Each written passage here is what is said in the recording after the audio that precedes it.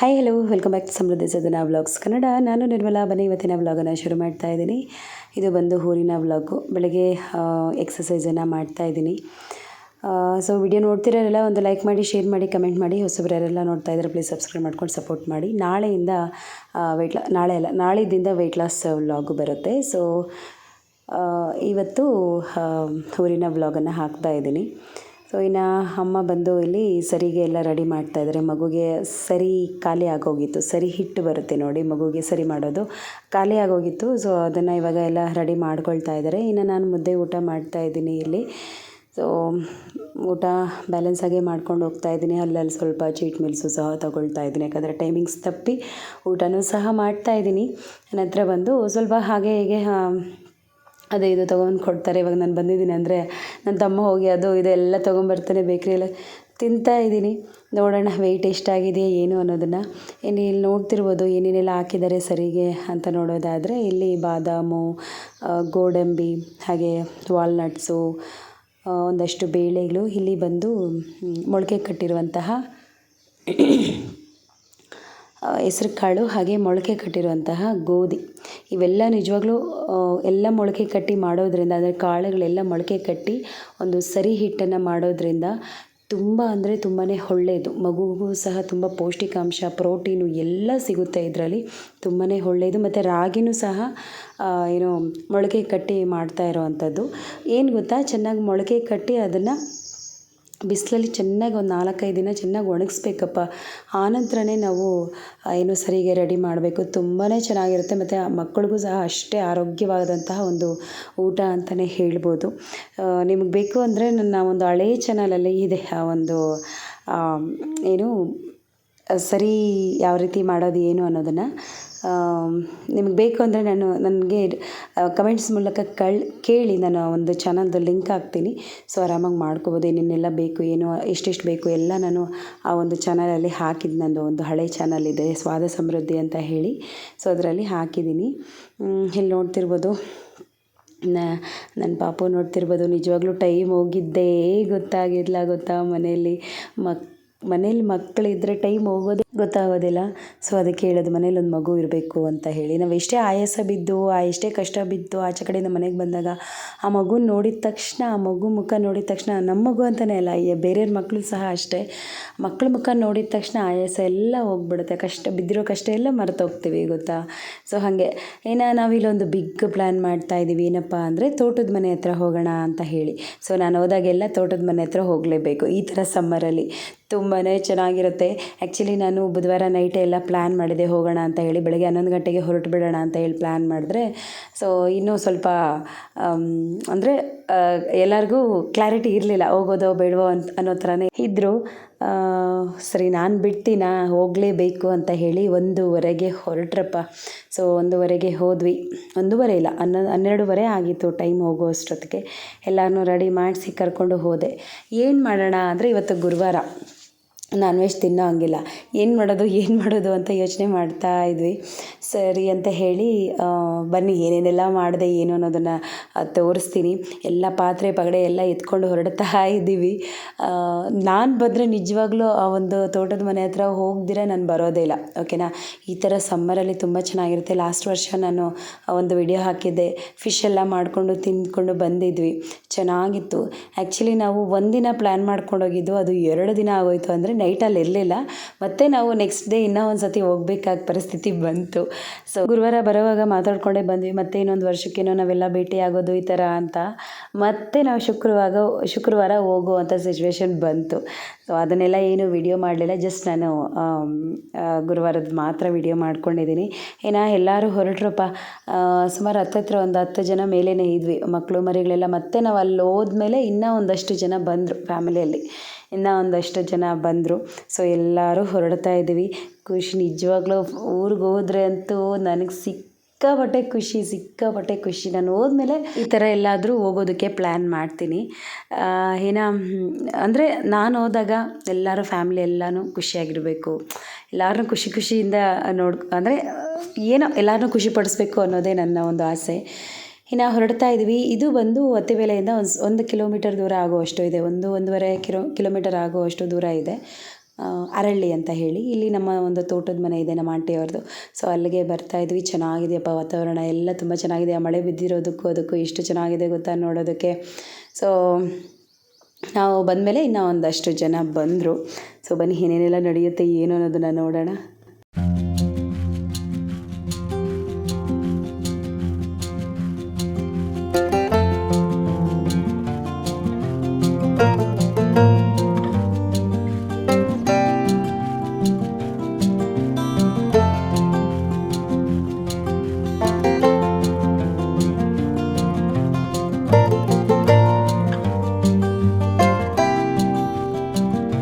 ಇನ್ನು ಅಲ್ಲಿ ಹೋಗಿ ಒಲೆ ಅಂಟಿಸ್ಬೇಕಾಗಿತ್ತು. ಸೊ ಸುತ್ತಮುತ್ತ ಗಿಡಗಳೆಲ್ಲ ಬೆಳ್ಕೊಂಡಿದ್ವು. ಅದನ್ನೆಲ್ಲ ಕ್ಲೀನ್ ಮಾಡ್ತಾ ಇದ್ದೀವಿ. ಆನಂತರ ಬಂದು ನಾನಿಲ್ಲಿ ಒಂದಷ್ಟು ಸೌದೆಗಳೆಲ್ಲ ರೆಡಿ ಮಾಡ್ತಾ ಇದ್ದೀನಿ ರೈಸ್ ಮಾಡೋದಕ್ಕೆ. ಅನ್ನ ಮಾಡಿ ಏನು ಗೊಜ್ಜು, ಈ ಹಸಿ ಗೊಜ್ಜು ಅಂತ ಹೇಳ್ತಾರೆ ನೋಡಿ. ಟೊಮೊಟೊ ಈರುಳ್ಳಿ ಅದೆಲ್ಲ ಹಸಿಗೆ ಹಾಕ್ಬಿಟ್ಟು, ಹಸಿಮೆಣ್ಸಿನ್ಕಾಯಿ ಎಲ್ಲ ಹಾಕ್ಬಿಟ್ಟು ಗೊಜ್ಜಿಸ್ತಾರೆ ನೋಡಿ ಕೈಯಲ್ಲಿ. ಕೈ ಗೊಜ್ಜು ಅಂತಾರೆ, ಹಸಿ ಗೊಜ್ಜು ಅಂತಾರೆ. ಅದನ್ನು ಮಾಡೋದು ದೊಡ್ಡ ಅಡುಗೆ ಅಂತ ಅಂದ್ಕೊಬೇಡಿ. ಈ ಥರ ಜಾಗದಲ್ಲಿ ತಿನ್ನೋದಕ್ಕೆ ತುಂಬಾ ಚೆನ್ನಾಗಿರುತ್ತೆ. ಮತ್ತು ನಾನು ಮನೆಯಲ್ಲ ಒಂದು ಸ್ವಲ್ಪ ಈ ಗೊಡ್ಡು ಖಾರ ಅಂತ ಹೇಳ್ತಾರೆ ನೋಡಿ, ನಮ್ಮ ಕಡೆ ಎಲ್ಲ ತುಂಬ ಯೂಸ್ ಮಾಡ್ತಾರಪ್ಪ ಅದನ್ನು. ಖಾರವಾಗಿ ಚೆನ್ನಾಗಿರುತ್ತೆ ತಿನ್ನೋದಕ್ಕೆ. ಸೊ ಆ ಥರ ಮನೇಲಿ ಗೊಡ್ಡು ಖಾರ ಮಾಡಿಕೊಂಡು ತೊಗೊಂಬಂದಿದ್ದೆ ಒಂದು ಬಾಕ್ಸಲ್ಲಿ ಹಾಕ್ಕೊಂಡು. ಇಲ್ಲಿ ಬಂದು ಏನೇನು ಬೇಕೋ ಆ ಗೊಜ್ಜಿಗೆಲ್ಲ ಏನೇನು ಬೇಕೋ ಎಲ್ಲ ಐಟಮ್ಸ್ ಎಲ್ಲ ಎತ್ಕೊಂಡ್ಬಂದಿದ್ದೆ. ಇವಾಗ ಬಿಸಿ ಬಿಸಿ ಅನ್ನ ಮಾಡಿಕೊಂಡು ತಿನ್ನೋವಂಥದ್ದು. ಇನ್ನು ಗುರುವಾರ ನಾನ್ ವೆಜ್ ತಿನ್ನೋರು ಇದ್ದರು, ನಾವು ತಿನ್ನೋದಿಲ್ಲ. ಸೊ ಬಟ್ ಮಕ್ಕಳೆಲ್ಲ ತಿನ್ನೋರೆಲ್ಲ ಇದ್ರಲ್ವಾ. ಸೊ ಅದಕ್ಕೋಸ್ಕರ ನಮ್ಮ ಆಂಟಿ ಇದ್ಕೊಂಡು ವೆಜ್ ತಿನ್ನೋರಿಗೆ ಈ ರೀತಿ ರೈಸು ಮತ್ತು ಗೊಜ್ಜನ್ನು ತಿನ್ಕೊಳ್ಳಿ, ನಾನು ಸಪ್ರೇಟಾಗಿ ಚಿಕನ್ ತಂದು ಮಾಡ್ತೀನಿ, ಮಕ್ಕಳೆಲ್ಲ ಇದ್ದಾರೆ, ಯಾವಾಗೋ ಬರೋದಲ್ವಾ ಅಂತ ಹೇಳಿ ಸೊ ಚಿಕನ್ನು ಸಹ ತೊಗೊಂಬಂದರು.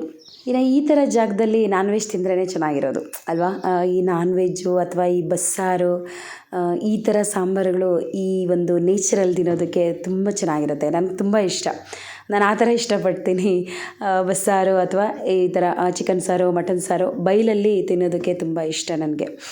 ಅಲ್ಲೇ ಮಾಡಿಕೊಂಡು ಅಲ್ಲೇ ಕುತ್ಕೊಂಡು ಊಟ ಮಾಡಬೇಕು, ಆ ಥರ ಇಷ್ಟ ನನಗೆ. ಅಂದರೆ ಈ ಹೊಲಗಳಲ್ಲಿ ಅಥವಾ ಈ ತೋಟಗಳಲ್ಲಿ, ಈ ಗದ್ದೆಗಳಲ್ಲಿ ತಿನ್ನೋದಕ್ಕೆ ನಿಜವಾಗ್ಲೂ ಸಿಕ್ಕಾಪಟ್ಟೆ ಇಷ್ಟ ಗೊತ್ತಾ. ಸೊ ನಂತರ ಇಲ್ಲಿ ರೈಸ್ಗೆ ಇಟ್ಟಿದ್ದೀವಿ. ರೈಸು ರೆಡಿ ಆಗ್ತಾಯಿದೆ. ಆ ಒಂದು ಗೊಜ್ಜಿಗೂ ಬಿಸಿ ಬಿಸಿ ಅನ್ನಕ್ಕೂ ಎಷ್ಟು ಚೆನ್ನಾಗಿತ್ತು ಗೊತ್ತಾ. ಆನಂತರ ಇಲ್ಲಿ ನೋಡ್ತಿರ್ಬೋದು ಒಂದು ಮಾವಿನ ಮರ ಇದೆ ಇಲ್ಲಿ. ಅಪ್ಪ ಸಕ್ಕತ್ತಾಗಿ ಬಿಟ್ಟಿದ್ದಾವೆ ಕಾಯಿಗಳು ಮಾತ್ರ. ವಿಪರೀತ ಹುಳಿ, ಎಷ್ಟು ಹುಳಿ ಅಂದರೆ ಬಾಯಲ್ಲಿ ಇಡೋದಕ್ಕಾಗೋದಿಲ್ಲ, ಅಷ್ಟು ಹುಳಿ ಇದೆ ಗೊತ್ತಾ. ನಾನು ಮನೆಯಿಂದ ಒಂದು ಸ್ವಲ್ಪ ಎತ್ಕೊಂಡೋಗಿದ್ದೆ. ಇಲ್ಲಿ ಊರಿಂದ ಸ್ವಲ್ಪ ಅಮ್ಮ ಊರಿಗೆ ಎತ್ಕೊಂಡೋಗಿದ್ದೆ, ಅಲ್ಲಿಂದ ಅಲ್ಲಿ ತೋಟದ ಮನೆಗೆ ಎತ್ಕೊಂಡೋಗಿದ್ದೆ ಅವನ್ನ. ಅಲ್ಲಿ ಒಂದು ಹಸಿಮೆಣ್ಸಿನ್ಕಾಯಿ, ಉಪ್ಪು, ಜೀರಿಗೆ ಇದೆಲ್ಲ ಹಾಕ್ಬಿಟ್ಟು ಜಜ್ಜಿ ಕೊಟ್ಟಿದ್ದೆ, ತಿಂತಾಯಿದ್ರು. ಒಂದು ಅಂದರೆ ರೈಸಿಗೆ ನೆಂಚ್ಕೊಳ್ಳೋದಕ್ಕೆ ಚೆನ್ನಾಗಿರುತ್ತೆ ಅಂತ ಹೇಳಿಬಿಟ್ಟು ಜಜ್ಜಿದ್ದೆ, ಚೆನ್ನಾಗಿತ್ತು. ಎಲ್ಲ ಅಡುಗೆಗೂ ಸಹ, ಅಡುಗೆ ಅಂದರೆ ಏನು ರೈಸ್ ಒಂದು ರೆಡಿ ಆಗ್ತಾಯಿದೆ. ಏನು ಗೊತ್ತಾ, ಈ ಥರ ಜಾಗಗಳಿಗೆ ಹೋದಾಗ ಮಕ್ಕಳಿದ್ರೇ ಚೆನ್ನಾಗಿರೋದು. ಒಂದು ಏನು ಹಾಡ್ಕೊಂಡಿರ್ತಾರಪ್ಪ, ಕಿರ್ಚಾಡ್ಕೊಂಡು ಪರ್ಚಾಡ್ಕೊಂಡು ಇದ್ರೇ ಚೆನ್ನಾಗಿರೋದು. ಇಲ್ಲ ಅಂದರೆ ಏನೋ ಒಂಥರ ಸೈಲೆಂಟಾಗಿರುತ್ತೆ ವಾತಾವರಣ. ಈ ಥರ ಮಕ್ಕಳು ಯಾರಾದರೂ ಇದ್ದಾಗ ಅವರು ಮಾತಾಡೋದು ಇದು ಗಲಿಬಿಲಿ ಚೆನ್ನಾಗಿರುತ್ತೆ. ಏನು ಚಿಕನ್ನು 1-2 kg ಆಗೋಷ್ಟು ತೊಗೊಂಬಂದು ಆಂಟಿ ಎಲ್ಲ ಕ್ಲೀನಾಗಿ ಕಟ್ ಮಾಡ್ತಾಯಿದ್ದಾರೆ. ಇನ್ನು ಈ ಕಡೆ ಗೊಜ್ಜು ನೋಡಿ, ಈ ರೀತಿ ಗೊಜ್ಜು ಮಾಡೋವಂಥದ್ದು. ಈ ಥರ ಎಲ್ಲ ಯಾರು ತಿಂತೀರಾ ನನಗೆ ಕಮೆಂಟ್ ಮೂಲಕ ತಿಳಿಸಿ. ನಾವು ಸಿಕ್ಕಾಪಟ್ಟೆ ತಿಂತಾ ಇರ್ತೀವಪ್ಪ. ಏನೂ ಇಲ್ಲ, ಕೈಯಲ್ಲೇ ಇದನ್ನು ಮಾಡೋದು. ಬಟ್ ನಮ್ಮ ಆಂಟಿ ಅಲ್ಲಿ ಸ್ಪೂನಲ್ಲಿ ಕಲಿಸ್ತಾ ಇದ್ದಾರೆ. ನಾನು ಕೈಯಲ್ಲೇ ಮತ್ತೆ ಅದನ್ನು ತೊಗೊಂಡು ಕೈಯಲ್ಲೇ ಚೆನ್ನಾಗಿ ಕಿವುಚಿ ರೆಡಿ ಮಾಡಿದೆ. ಚೆನ್ನಾಗಿರುತ್ತೆ. ನನಗಂತೂ ನನ್ನ ಆಲ್ ಟೈಮ್ ಫೇವ್ರೇಟು ಈ ಒಂದು ಗೊಜ್ಜು. ಮತ್ತು ಅಲ್ಲೇ ಈ ಥರ ಒಂದು ಪುಟ್ಟ ಟೊಮೊಟೊ, ಇದನ್ನೇನೋ ಅಂತಾರಪ್ಪ, ಗೂದೆ ಹಣ್ಣ ಏನೋ ಹೇಳ್ತಾರೆ ಇದನ್ನು. ಸೊ ಅವು ಸಿಕ್ಕಿದ್ದು, ಇದು ಅಷ್ಟೇ ಗೊಜ್ಜಿಗೆ ತುಂಬ ಚೆನ್ನಾಗಿರುತ್ತೆ. ಇದನ್ನು ಬಳಸ್ಕೊಂಡು ಇದು ಮಾಡ್ತಾಯಿದ್ದೀವಿ. ಇನ್ನು ನಾವು ಬಂದಮೇಲೆ ನೀರು ಸ್ವಲ್ಪ ಕಷ್ಟ ಆಯಿತು. ಅಂದರೆ ಅದು ಮೋಟ್ರ್ ಆನ್ ಮಾಡೋದಕ್ಕೆ ಬಂದಿಲ್ಲ. ಆಮೇಲೆ ಅಂಕಲ್ ಬಂದು ಮೋಟ್ರೆಲ್ಲ ಆನ್ ಮಾಡಿ ನೀರು ಬಂತಪ್ಪ. ಆಮೇಲೆ ಖುಷಿಯಿಂದ ಎಲ್ಲ ಒಂದು ಮಿಷಿನ್ ಮನೆಯಲ್ಲೆಲ್ಲ ಇದಿತ್ತು, ಬಾಟ್ಲು 1 ಲೀಟ್ರು 2 ಲೀಟ್ರ್ ಬಾಟ್ಲೆಲ್ಲ ಇದ್ವು. ಅದರಲ್ಲೆಲ್ಲ ಇಟ್ಕೊಂಡ್ವಿ ನೀರನ್ನ. ಸೊ ಈ ಥರ ಇಟ್ಕೊಂಡು ಎಲ್ಲ ಒಂದು ಕಡೆಯಿಂದ ಇಟ್ಕೊಂಡ್ವಿ. ಆಮೇಲೆ ಮೋಟ್ರ್ ಆಫ್ ಮಾಡಿಬಿಟ್ವಿ.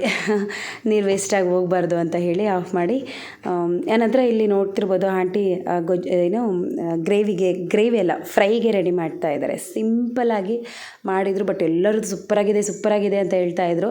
ಆ ಚಿಕನ್ ತಿನ್ನೋ ಬದಲು ಎಲ್ಲ ಈ ಗೊಜ್ಜಿಗೆ ಬಂದುಬಿಟ್ರು. ನಂಗೆ ಗೊಜ್ಜಾಕಿ ಅಂತ ಹೇಳಿ ಆ ನಂಚ್ಕೊಳ್ಳೋದಕ್ಕೆ ಚಿಕನ್ ಸಪ್ರೇಟಾಗಿ ತಿಂತಾಯಿದ್ರು. ಚೆನ್ನಾಗಿತ್ತು.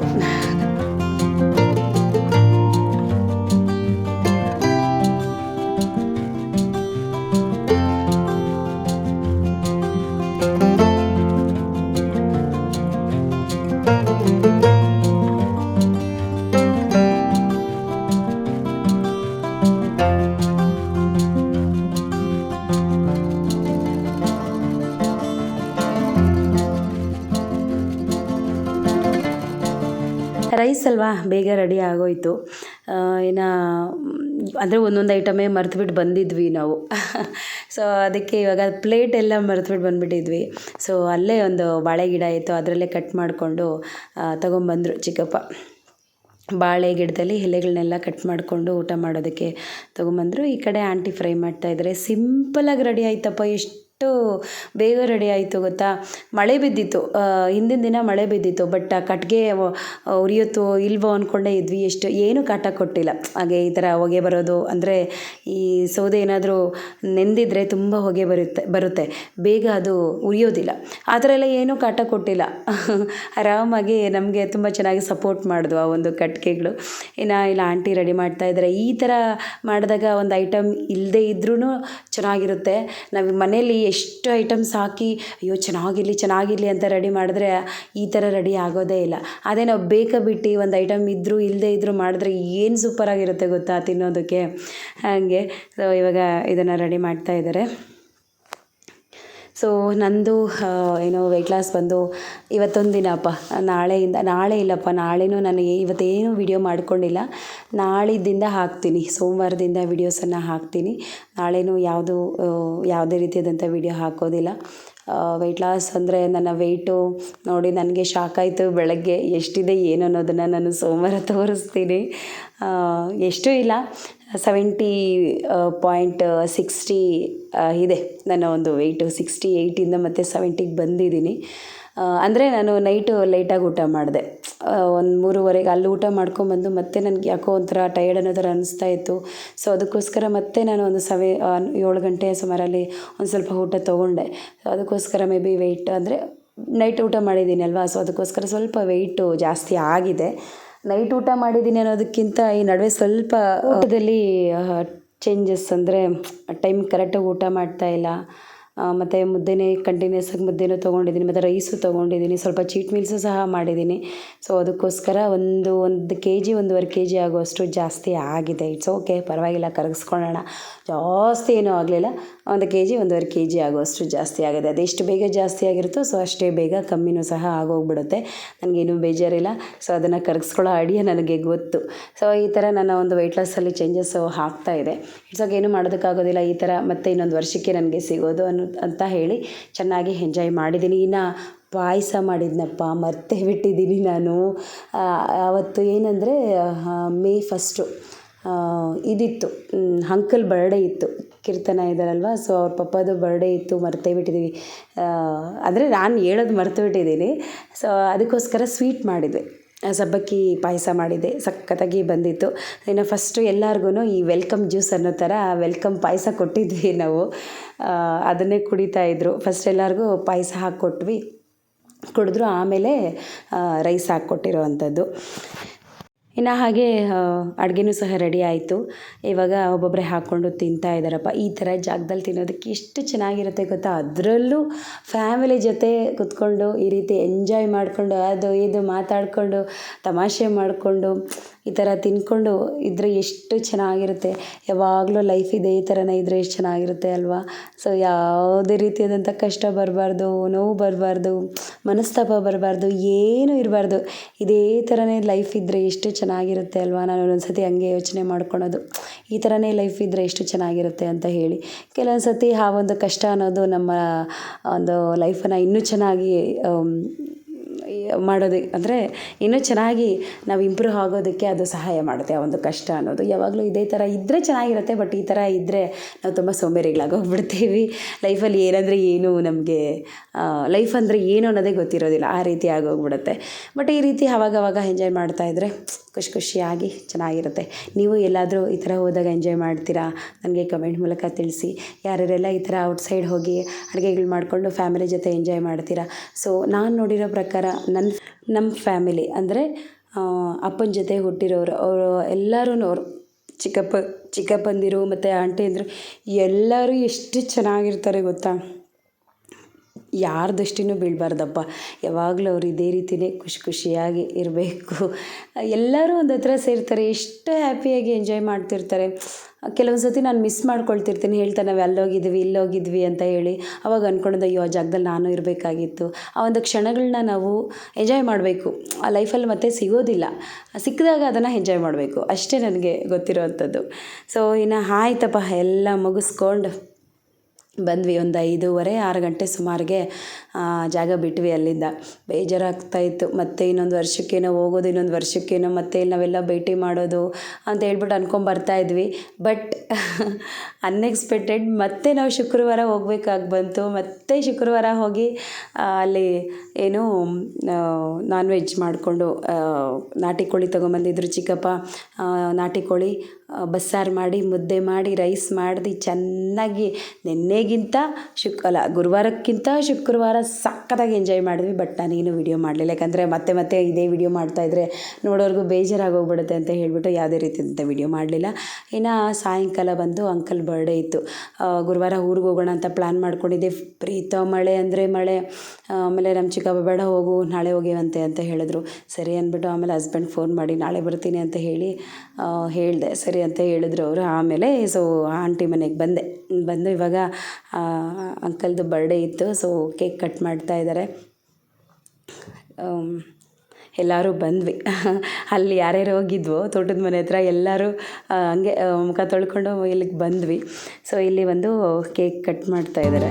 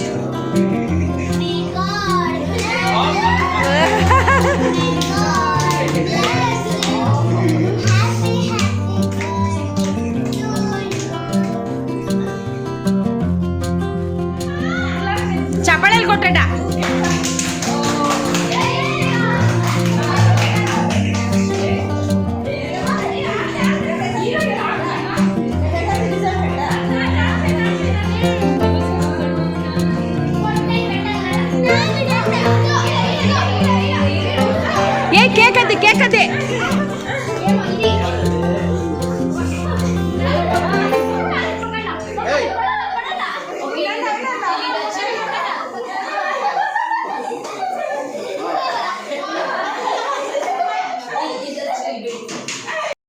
ಇನ್ನು ಹಾಗೆ ಸುಮ್ಮನೆ ಅಣ್ಣನಿಗೆ ಈ ರೀತಿ ಸನ್ಮಾನ ಮಾಡೋ ಥರ ತಮಾಷೆ ಮಾಡ್ತಾಯಿದ್ರು. ಸಕ್ಕತ್ತಾಗಿ ಎಂಜಾಯ್ ಮಾಡಿದ್ವಪ್ಪ. ಗುರುವಾರದ ದಿನ ಶುಕ್ರವಾರದ ದಿನ ತುಂಬಾ ಎಂಜಾಯ್ ಮಾಡಿದ್ವಿ. ಚೆನ್ನಾಗಿತ್ತು ಅವತ್ತಿನ ದಿನ.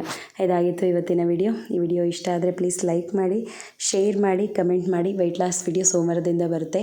ಮತ್ತು ನಾನು ನಾಳೆ ಯಾವುದೂ ವಿಡಿಯೋ ಹಾಕೋದಿಲ್ಲಪ್ಪ. ಮಾಡಲಿಲ್ಲ ನಾನು ಅಲ್ಲಿಂದ ಊರಿಂದ ಬಂದಮೇಲೆ ಫುಲ್ ಮನೆಯೆಲ್ಲ ಕ್ಲೀನ್ ಮಾಡಬೇಕಾಗಿತ್ತು. ಸೊ ಅದಕ್ಕೋಸ್ಕರ ಯಾವುದೇ ರೀತಿಯಾದಂಥ ವಿಡಿಯೋ ಮಾಡಲಿಲ್ಲ. ಮತ್ತು ನಾನು ಸೋಮವಾರ ಭೇಟಿ ಆಗ್ತೀನಿ.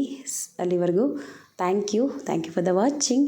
ಸೊ ಹಿಂದಿನ ವಿಡಿಯೋಗಳಿಗೆಲ್ಲ ಯಾವ ರೀತಿ ಸಪೋರ್ಟ್ ಮಾಡ್ತಾಯಿದ್ರು, ಸೊ ಇವಾಗಲೂ ಸಹ ಅದೇ ರೀತಿನ ಸಪೋರ್ಟ್ ಮಾಡಿ ಅಂತ ಕೇಳ್ಕೊಳ್ತೀನಿ. Thank you for the watching. Bye.